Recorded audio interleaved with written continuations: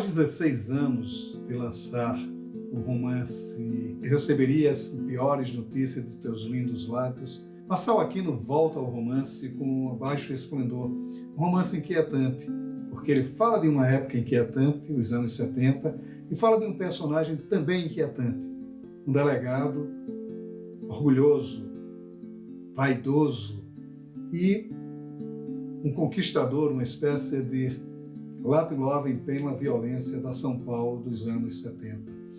E é sobre este romance, Baixo Esplendor, que a gente conversa nessa entrevista. Marçal, vamos começar exatamente pela grande curiosidade. Você está lançando um novo romance, o Baixo Esplendor, e foram 16 anos entre o Baixo Esplendor e eu receberia as piores notícias de seus lindos lábios. Por que o silêncio de 16 anos? Eu ia dizer assim, silêncio para vocês, cara pálidas, porque, na verdade, eu estava até... quando eu comecei a comentar esse hiato, né, eu me dei conta, só então eu me dei conta de que, na verdade, eu nunca escrevi tanto quanto nesse período, nesses 16 anos. Ocorre que eu não publiquei. Essa é a diferença. Eu comecei outros 3 livros nesse período, e eles foram abandonados em estágios diversos e por motivos diversos também. Para você ter uma ideia do que eu estou falando, o último romance no qual eu trabalhei, antes do Baixo Esplendor, eu fiquei 6 anos trabalhando nesse livro. Ele existe hoje, um material que dá mais de 200 páginas. É possível que eu retome esse livro, mas eu parei ele para fazer o Baixo Esplendor. Então, na verdade, foi... E fora, sem contar o que eu escrevi na TV nesse período. Eu escrevi 2 longas, e escrevi uma infinidade de episódios de seriados. Então, a escrita fez parte do meu dia a dia muito fortemente. Acho que talvez foi a etapa da minha vida que eu mais escrevi todos os dias, seja literatura, seja roteiro.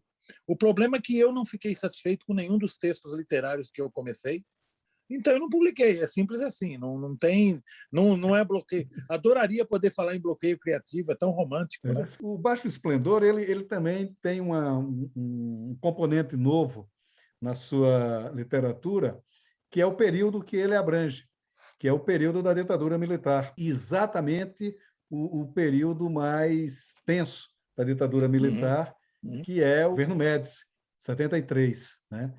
Por que governo Médici. Por que essa busca do período militar? Eu não tinha isso em mente quando eu comecei a escrever as primeiras linhas do livro. Eu como sempre faço, eu vou escrevendo, eu não tenho pronto um pré-livro ou uma pré-trama. Eu, como sempre faço, eu vou descobrindo à medida que eu escrevo.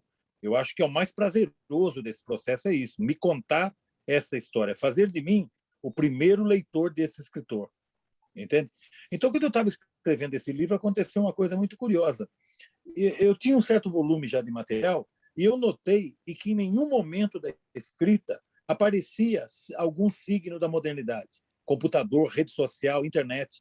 Então, eu vi nisso a oportunidade de abordar um ano que eu achei crucial para mim e para o país, que é o ano de 1973. Eu digo um ano crucial por uma série de razões. Foi talvez o período mais repressivo da ditadura militar, e eu queria examinar o ambiente da bandidagem à luz dessa paranoia. Eu queria que isso fosse um elemento a mais. Eu não queria que a ditadura militar tivesse grandes implicações na trama. Eu queria que ela funcionasse mais como um pano de fundo por conta dessa paranoia, desse meio da bandidagem. Até porque eu estou lidando com um agente infiltrado, e isso já traz uma tensão natural na história. Então, eu vi nisso a oportunidade de exercitar. Ademais, 1973 foi o ano em que eu me declarei escritor. É o ano em que eu percebo, aos 15 anos, que o que eu quero fazer na vida é escrever. Então, eu escolho uma profissão, o jornalismo, em função de não poder, claro, viver como escritor. Mas era o que eu queria. Em 1973, eu entendi que o que eu vinha escrevendo nos últimos 3 anos, ou naqueles 3 anos, não se tratava de poesia para namorada. Eu tinha ambições de mostrar esses textos para outras pessoas. Eu não tinha pudor de mostrar esses textos para outras pessoas. E eu entendi que ali eu realizava o meu desejo de contar histórias. É um período também, do ponto de vista dessa bandidagem que você tanto trabalha, emblemático, porque é quando surge uma certa ideologia, né, voltada para essa coisa, que é aquela ideologia: bandido bom é bandido morto. né? Dos Exatamente. esquadrões da morte e tal, e que você trabalha muito no texto, né? Quer dizer, é um momento até, se a gente poderia dizer hoje, com uma certa ausência de direitos humanos para essa Exatamente. comunidade, né? Quer dizer, também como é que foi Uhum. trabalhar isso? Eu pensava muito, porque é o seguinte, eu tenho memória desse período. Eu tinha 15 anos, eu tenho muito claro tudo o que acontecia no país, Esquadrões da Morte, etc. Então, eu resolvi escrever um livro de memória, porque, na verdade, eu não podia sair à rua. Em plena pandemia, eu não poderia jamais me dar o luxo de ir para a rua me inspirar. Eu tive que escrever a rua que eu conheci. Então, no ambiente da bandidagem especificamente, há que se lembrar algumas coisas importantes. Por exemplo, assalto a banco, o cara automaticamente passava a ser enquadrado na Lei de Segurança Nacional. Ele deixava de ser bandido comum para se tornar bandido político, para se tornar um subversivo, como eles se chamavam os opositores ao regime na época. Então, a bandidagem tinha muito medo de assaltar banco.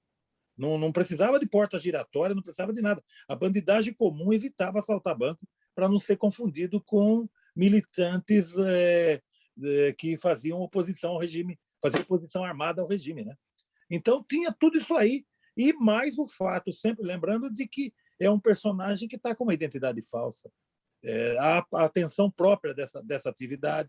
Então tudo isso colaborou para que eu usasse esse período como pano de fundo. Você fala de um delegado da Polícia Civil, que é do grupo de inteligência da Polícia Civil, que se infiltra numa organização criminosa muito bem hierarquizada, né? E que daí decorre toda a trama, com um componente também curioso, que é a paixão pela irmã do Igor, né? A Nádia, né? Quer dizer, você acaba, de certa forma, humanizando esse personagem ao dar-lhe um certo componente de reflexão sobre aquela coisa que ele está vivendo, né? Quer dizer, a vida dupla não é tão dupla assim. Há um envolvimento emocional, né? Como é? Fala um pouco sobre isso. Primeiramente, eu acho o seguinte: os meus livros, na verdade, são histórias de amor disfarçadas de histórias policiais. Disso eu nunca tive dúvida. Eu nunca pratiquei o policial clássico. Nunca, nunca, em momento nenhum. Não tenho como criar um detetive, como alguns escritores fazem e tal. Eu escrevo histórias, dramas criminais, mas eu acho que o motor dessas histórias é o amor, por conta de ser o amor, na minha opinião, o mais subversivo das emoções. Eu acho que tudo nesse livro é fake, tudo nesse livro é infiltrado. Se você pensar, história de amor travestida de um drama criminal, né? Eu tenho um herói, não é herói, porque ele vacila, ele tem dúvidas de que lado da lei ele deve ficar em função desse amor. Então, esse tipo de tensão, cujo final eu desconhecia, porque, como eu disse a você, eu vinha narrando e descobrindo o livro, foi o que me levou à frente. O que me interessou era isso, era um personagem que, há um momento em que ele próprio tem dúvidas sobre quem ele é. Ficam borradas as fronteiras entre a lei e o crime.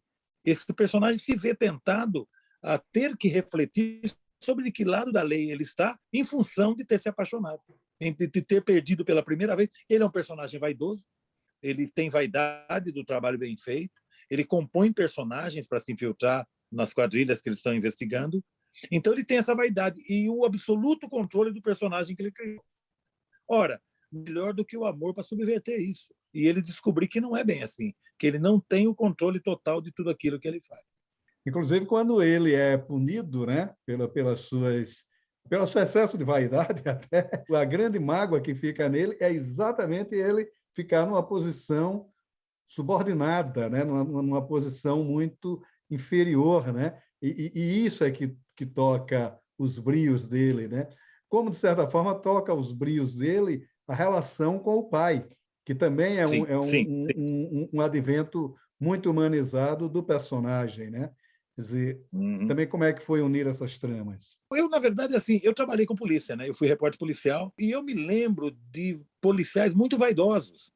Eu me lembro especificamente de um delegado que eu, de certa maneira, faço uma homenagem a ele ao criar o delegado Olsen, porque nós temos aqui um personagem que é vaidoso naquilo que ele faz, para fazer bem feito, o senso profissional dele é altíssimo, ele tem controle, ele julga ter controle absoluto, e ele olha para o chefe dele julgando que esse chefe é vaidoso.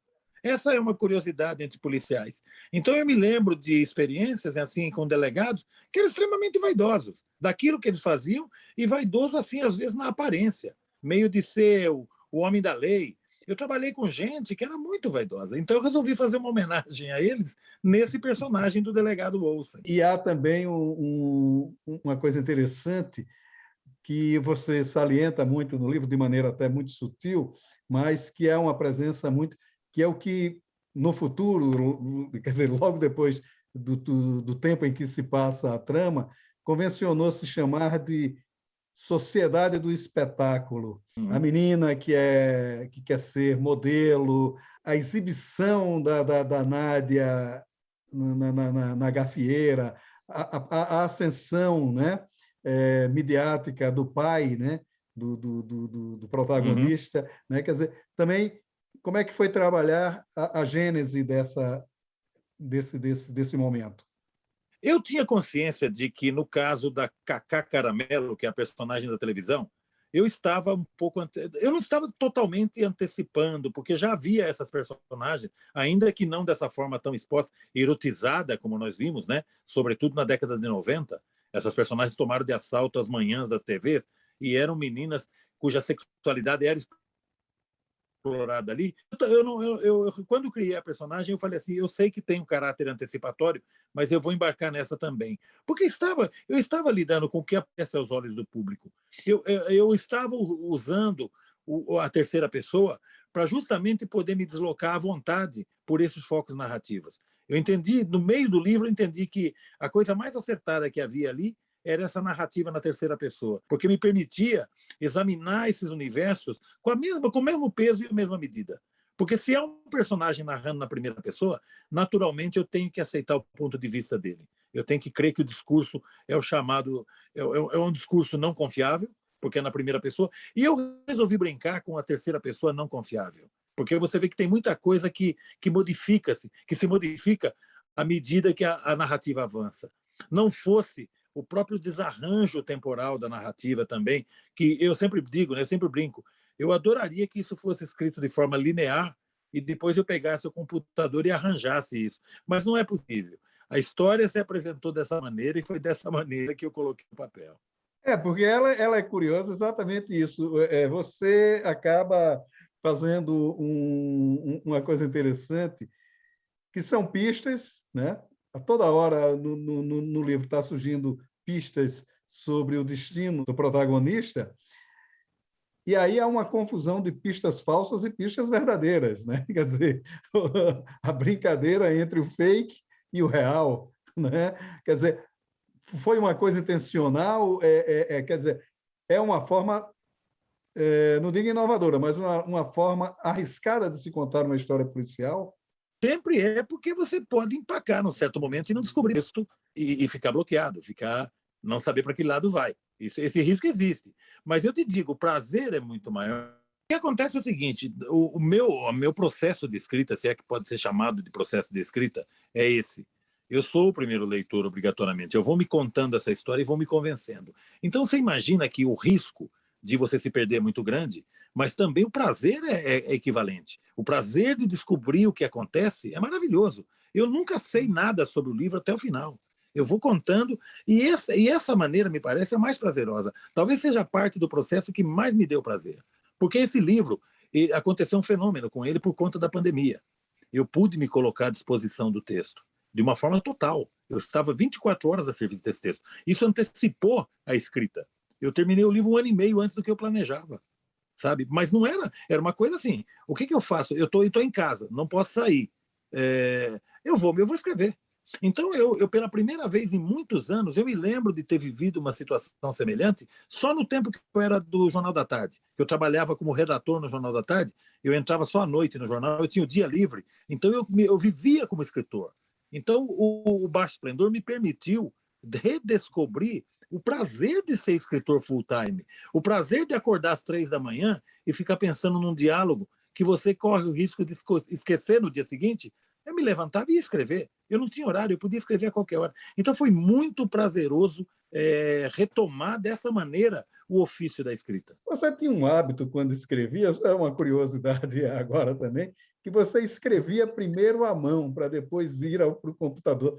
Continua assim? Como é esse Continua, exercício? continua, continua assim. Isso é cachaça, né, Maurício? Não tem nada especial. Isso não torna o texto melhor nem pior. É apenas uma maneira que eu sei fazer, que eu gosto de fazer, na verdade, porque isso me permite uma série de coisas, de desenhar o personagem, ter meus cadernos aqui, que, de certa maneira, são a minha biografia literária. Né? Então, eu não tem nada de especial nisso, é apenas manhas e manias de escritor. Eu continuo fazendo isso. Eu me sento, primeiramente, escrevo à mão, tal, depois eu passo para o computador, amplio, corto e por aí vai. É um livro também que me chamou a atenção. Não é que ele não tivesse necessidade de pesquisa, mas que não exigiu pesquisa, né? Me pareceu que foi um livro muito, digamos assim, íntimo, né? Muito tirado do seu interior, né? Quer dizer, também é uma experiência, não sei se nova na sua narrativa, né? Pelo menos eu, como leitor, percebi isso, né? Eu não queria fazer pesquisa. De saída, eu não quis fazer pesquisa. Eu falei, porque daí eu vou começar a botar o nome da rua, o nome da loja, isso não me interessa. Eu parti do princípio de que a história se passava em São Paulo, mas num espaço inexistente em São Paulo, um espaço imaginário. Então, as ruas citadas, os bares, eles não existem. Eles existem só no âmbito dessa narrativa. Então, eu radicalmente falei, não vou fazer pesquisa, porque algumas vezes que eu precisei fazer pesquisa, eu acabei escravo da pesquisa. Você tem tanto elemento e começa a empetecar a história que a ficção vai para longe. Então, eu resolvi não pactuar com a pesquisa. Eu falei, não preciso. Eu vou botar no livro tudo que eu sei da história, como eu sempre faço. E, curiosamente, a pesquisa veio ao meu encontro. Porque na ocasião que eu estava escrevendo, logo no começo do livro, eu estava fazendo aí sim uma pesquisa necessária para uma série de TV. Eu estava entrando em presídios finos para fazer uma série de TV, eu e o Bonassi. E nesse campo, o meu caminho cruzou com o de uma pesquisadora muito amiga, muito querida, e ela me disse, você está escrevendo um livro? Eu falei, estou. Sobre o que é? Eu falei, sobre um agente infiltrado. Ela falou assim, você fez pesquisa? Eu falei, não fiz pesquisa porque eu acho que não preciso. Ela disse, porque eu tenho um amigo que trabalha de agente infiltrado, e ele adoraria conversar com você. Então eu fui e passei uma tarde conversando com esse agente, cujo nome, eu faço uma homenagem a ele ao final do livro, e eu não mencionei o nome dele, é evidente, eu preciso protegê-lo. Então nós tivemos uma tarde onde eu pude tirar, assim, ao vivo, dúvidas que eu tinha sobre a conduta e o comportamento do meu personagem. Então foi delicioso. Não foi propriamente uma pesquisa, eu chamo de uma adequação ao personagem real. Imaginar um ambiente em São Paulo, você, de certa forma, faz umas brincadeiras. Há o nome de um delegado que você usa para o nome da rua onde o normal teria sido encontrado por ele, né? Eu não sei se é uma homenagem a alguém real, mas você faz uma brincadeira com isso. Pô, é um amigo do meu pai que está ali o nome da rua, né? Quer dizer, também como Sim. é fazer esse tipo de brincadeira no texto? Evidentemente, o texto é recheado das idiosincrasias pessoais do autor. Inevitável isso. Algumas homenagens, mas não são nunca evidentes. Elas não são homenagens evidentes. Ali é bem dentro daquilo. Eu queria que o personagem fosse muito humanizado. Eu queria que os personagens fossem humanizados. Então, eu não resisti à brincadeira de falar que ele vai encontrar um amigo do pai que hoje está transformado em nome de rua. É mais uma dessas coisas que... Eu sempre digo que não existe nenhum limite para escrita. Eu acho que a gente, quando escreve, a gente deve, antes de mais nada, ser livre. É o único... Maurício, eu já militei em várias instâncias da escrita. Eu fui repórter, eu fui redator. Eu não posso dizer fui jornalista, porque o jornalista nunca deixa de ser jornalista. Mas eu não exerço há mais de 30 anos o jornalismo. Eu flertei com a publicidade, eu sou roteirista de cinema e de televisão. Mas eu vou lhe dizer uma coisa: nenhum outro âmbito da escrita eu sou tão livre quando eu vou fazer literatura. Porque a literatura é o único lugar que eu escrevo para mim.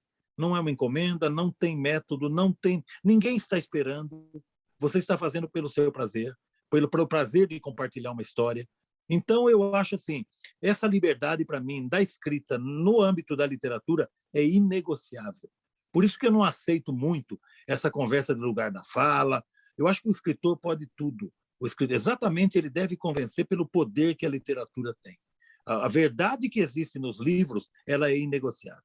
Você constrói também um personagem muito forte que, de uma certa forma, ele faz um contraponto com a protagonista do Eu Receberia as Piores Notícias dos seus lindos lábios, assim, do ponto de vista de profundidade do personagem, né? De complexidade do personagem, das contradições que envolvem o personagem, né? O que há de semelhanças e de disparidades entre esses dois personagens? Eu gosto de pensar que os personagens todos devem ser tratados com a mesma atenção, com o mesmo critério. Não é possível, porque senão os livros seriam imensos. Se você for descer a detalhes da infância de cada personagem, mesmo os coadjuvantes, mas eu não resisto à ideia de abolir qualquer tipo de maniqueísmo. Embora claramente ele seja o vilão, eu gosto de olhar ele e buscar nele o que há de humano. A filha que está com problema porque engravidou do professor. Eu quis trazer isso para o chão. Eu quis que fossem pessoas que você acreditasse que são personagens que você pode encontrar no seu dia a dia. Essa é a sensação que me ficou depois de ter criado esses personagens. A narrativa também tem um ritmo instigante, né? Porque ela se baseia muito nas ações, né? É um livro que a ação a cada parágrafo, praticamente, né? Quer dizer, é um livro que acaba se tornando ágil. E, curiosamente, não me pareceu uma influência cinematográfica como comumente se costuma apontar.